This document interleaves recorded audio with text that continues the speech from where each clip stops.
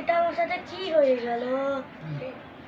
তো হ্যালো তো গাইস, আজকে আমি আমার পাখির ছবি খেলতে চলেছি।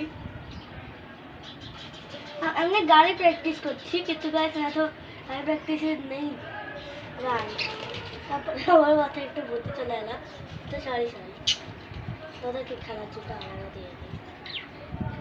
গাইস এই টুইঙ্কেলটা এই টুইঙ্কেলটা তো এভাবে করে বেঁচে গেল। আর এই লিঙ্কে এই ভিডিওটা মিস করে ফেলাম তাহলে।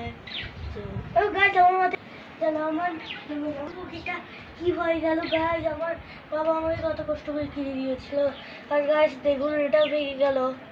আর এটা আমার সঙ্গে এখন কি হয়ে গেল? আর তো ভালোই হয়েছে, এই রিমোট কন্ট্রোল কারেন্টটা কিছু হয়নি।